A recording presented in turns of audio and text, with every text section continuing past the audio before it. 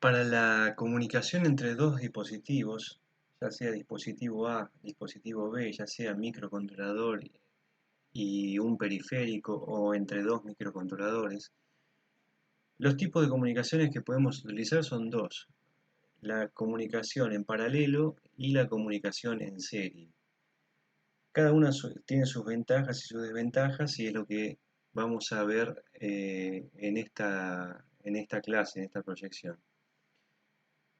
La comunicación en paralelo, la característica principal es que envía todos los bits de datos simultáneamente con un solo pulso de clock. Es decir, yo tengo, con cada pulsito de clock, envío los 8 bits hacia el periférico que querramos comunicar. O sea, que el cable de comunicación entre un dispositivo A y un B y uno B va a tener los 8 bits de datos más los de línea de comando, que línea de comando puede ser para habilitar el dispositivo, para indicarle que voy a escribir o leer, o para resetear el dispositivo. ¿Qué tiene de ventaja esto? Es la velocidad. Imagínense que con un solo pulso de clock yo estoy mandando todos los datos simultáneamente, eso me ahorra un montón de tiempo. Pero eso también implica que la distancia a la que me puedo comunicar es limitada. Imagínense que yo no puedo tener distancias muy largas si tengo la misma importancia de datos en el bit más significativo con el de menos significativo. Cualquiera que se me pierda en el camino, ya el dato no es válido y, y ya me provoca un error de transmisión. Esto implica que el medio por el que se transporta las líneas de transmisión tienen que estar fuera de niveles de ruido o lo menor posible. Por ejemplo, ahí estaría otra desventaja, que es la relación señal-ruido baja. La relación señal-ruido me habla eh, me habla de la relación que hay entre la señal que realmente me interesa a mí con el nivel de ruido que hay en la línea de transmisión. Para entenderlo un poco más podemos ver acá en el gráfico, en donde, por ejemplo, una señal que viaja en la línea de transmisión, una señal digital con, por ejemplo, un 1 lógico, un 0 lógico en el cual tiene insertada una señal de ruido. Fíjense que va a depender de la relación de tensión que hay entre el 1 lógico y el 0 lógico para que esa señal eh, me afecte o no a la recepción por intermedio del dispositivo B. ¿Sí? La relación señal-ruido generalmente se la mide en decibeles y es 10 veces el logaritmo de esa señal, la potencia de esa señal con respecto a la potencia del ruido. Fíjense acá tengo un gráfico de una relación señal-ruido óptima, más o menos 5 veces más grande el nivel de señal con la de ruido. ¿Qué pasaría si en la línea de transmisión se acopla ruido exterior? Eh, Desde ya que el ruido exterior puede deberse a distintos factores, o sea, ruido blanco propio del ambiente, puede ser también debido a circuitos inductores que hay en la línea de alimentación del lugar donde estemos, por ejemplo, una heladera, un lavarropa.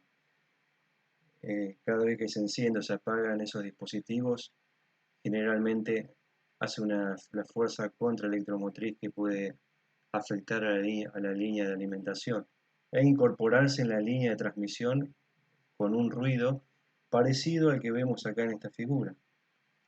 Fíjense, por ejemplo, la señal que yo quiero transmitir es esta, 101100, y en la línea tengo un ruido de este tipo. Fíjense, puede ser que se haya encendido un circuito inductor acá, se ha apagado acá. ¿Qué pasa? El receptor recibe esta señal. Dependiendo de la sensibilidad del receptor, es como la va es como la va a recibir en su extremo, ¿sí? Por ejemplo, yo tenía un 1 lógico acá. Si el receptor es muy sensible, va a recibir un 1, un 1 y un 0. ¿Se entiende? 1, 0, 1, 0, y ya el dato no es el real. Fíjense acá. Fíjense acá, esta señal de ruido se confunde con un 1 lógico y el receptor me va a recibir un 1 antes de recibir los unos originales de la señal de transmisión. Fíjense esta señal. Esta señal es prácticamente igual y contraria a la señal original, por lo que me anula la señal original y el receptor recibe un 0. Entonces, a ese tipo de distorsiones es más susceptible la comunicación en paralelo por tratarse de más conectores.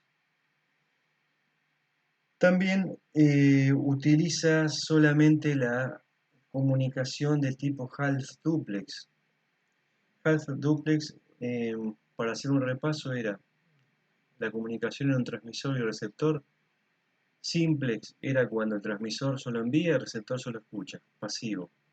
Half duplex, que es este tipo, o un dispositivo transmite y el otro recibe, o el otro transmite y el primero recibe. Las dos cosas simultáneamente, como lo haría el full duplex, no, ¿sí? No se podría. Y en este caso, al ser paralelo, al estar utilizando toda una línea de transmisión para un solo objetivo, la más factible a utilizar es la half duplex, ¿sí? Entonces, volviendo al circuito anterior, esa sería otra desventaja, cosa que no lo tiene el circuito serie, que es el que vamos a ver a continuación. En el circuito serie tenemos que diferenciar entre dos tipos de comunicación serie, la comunicación asíncrona y la comunicación síncrona.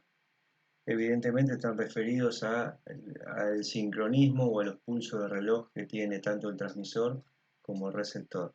La asíncrona, como la palabra lo dice, no está sincronizado un punto de reloj a un pulso de reloj desde el transmisor a todos los dispositivos, sino que el transmisor tiene su reloj, el periférico tiene su reloj y tienen que estar cada uno individualmente lo más sincronizado posible para que la comunicación se establezca. Fíjense que la línea de datos se redujo a dos, una línea para transmitir y otra línea para recibir. Por lo tanto, acá sí se puede hacer la comunicación en full duplex, ¿sí? Mientras uno transmite, el otro recibe. Fíjense las ventajas que tiene el asíncrono, que los datos a transmitir pueden ser aislados uno de otro. No tengo por qué enviar un dato tras otro a un tiempo determinado. Yo puedo mandar los datos cuando quiero, ¿sí? Tiene una temporización rígida. Eso se refiere a que se tiene que coordinar previamente entre el transmisor y el receptor qué velocidad de transmisión van a utilizar y otro tipo de protocolos, que es lo que vamos a ver ahora. Por ejemplo, velocidad en baudios que van a utilizar, los dos tienen que tener la misma, ¿sí? Estas son las velocidades típicas de transmisión-recepción. Y el paquete de datos o la trama ya tiene que estar preestablecida antes de comenzar la comunicación. ¿A qué me refiero? Yo tengo que saber cuántos bits de start voy a tener, cuántos bits de datos voy a tener, que eh, pueden ser 6, 7, 8, hasta 9 bits de datos. Generalmente se usa 8. 7 se le utiliza cuando voy a utilizar caracteres ASCII. Entonces agilizo un poco más la transmisión y sé que van a ser solo caracteres ASCII, entonces la transmisión puede ser más rápida. Bit de paridad, bit de stop. Bit de paridad es una de las formas que tenemos para asegurarnos de que el dato que se envía del transmisor llega bien al receptor. ¿Cómo se hace eso? Por ejemplo, un bit de paridad par significa que el receptor, los datos que va a recibir, tiene que cuenta la cantidad de unos lógicos y tiene que ser siempre par. Es decir, yo, por ejemplo, envié este dato 011-011-01, ¿sí? ¿Qué pasa? ¿Cuántos unos tengo acá? Tengo 1, 2, 3, 4, 5. El bit de paridad, como yo preestablecí que sea paridad par, se va a enviar con un 1 lógico para que el receptor reciba 6 bits en 1 lógico, ¿sí? Y lo mismo que si yo pongo paridad impar. Si yo pongo paridad impar, acá debería ser un 0 y después un bit de stop. El bit de stop también preestablezco cuántos bits van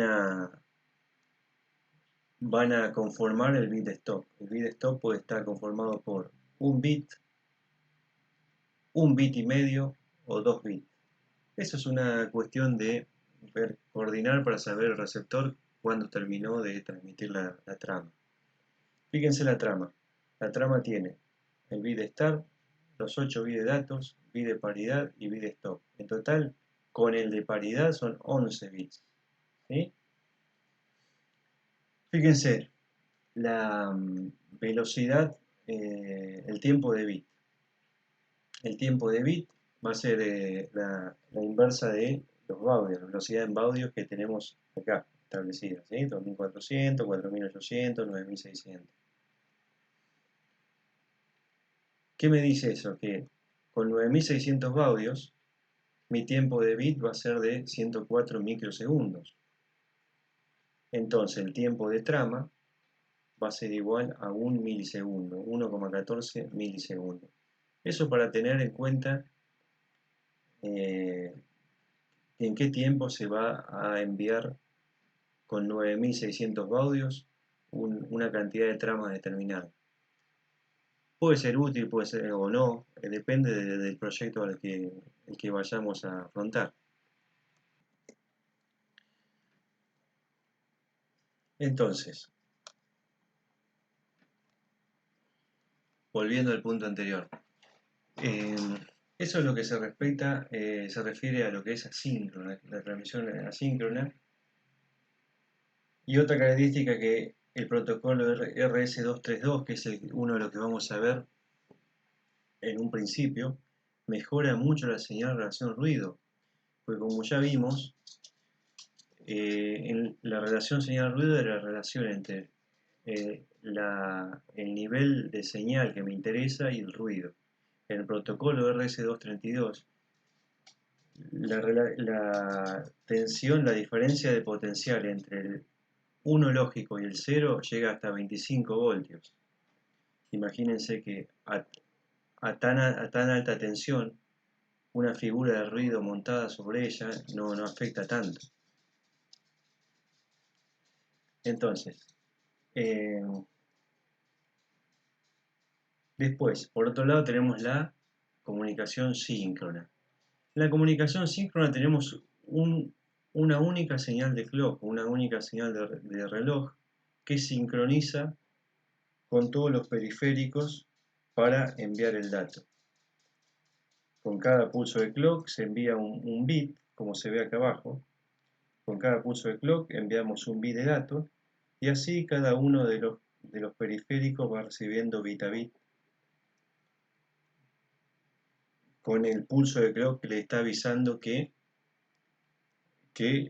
lo que está recibiendo en ese pin es un bit de dato. Acá ven que los bits se transmiten de a uno con cada pulso de clock. Es más útil para distancias cortas de comunicación. La velocidad de transmisión es la frecuencia de clock. Ya el clock, al ser de esa manera de transmisión, la velocidad ya depende de la frecuencia de clock. Y se utiliza mucho en el protocolo SPI y I2C de las comunicaciones serie, que también son dos que vamos a ir viendo de de a poco. Vamos a arrancar con el RS232 y terminamos con el SPI I2C, entre otros. También vamos a ver la WART. Los tipos de conexiones serie que podemos encontrar son el RC232, el USB, SPI, RS485, RS422, CAN, que se utiliza mucho en los automóviles, I2C, WART, Ethernet. En fin, son distintos tipos de conexiones en serie más aptas para el escenario en donde nosotros querramos trabajar o tengamos nuestro proyecto. Ahora, ¿esto qué significa? Que el puerto paralelo ya no se use más, que el serie sea mejor. No. ¿Por qué? El puerto paralelo justamente se lo sigue utilizando en los microcontroladores. Internamente en los microcontroladores, la comunicación que hay entre los periféricos, las memorias, la CPU, todas las conexiones con el exterior se hacen con puertos paralelos. ¿Por qué? Porque como ya habíamos dicho en un principio, cuando hablé del puerto paralelo, la ventaja que tiene es la velocidad. Como el microcontrolador es un dispositivo tan pequeño, distancias tan cortas, que la comunicación en paralelo es la más apta para hacerlo más ágil y para obtener datos y resultados más rápido. La comunicación en serie es la comunicación con el exterior, con otros dispositivos. Ya aparecen otros factores que afectan a la comunicación y dependiendo de esos factores es la que vamos a utilizar y cuál es la mejor. Entonces, después vamos a ir viendo, como ya les había dicho, cada una de estas conexiones con detalle y cómo se las utilizan en los microcontroladores, tanto en los microcontroladores PIC como los STM32 y también como los circuitos lógicos digitales.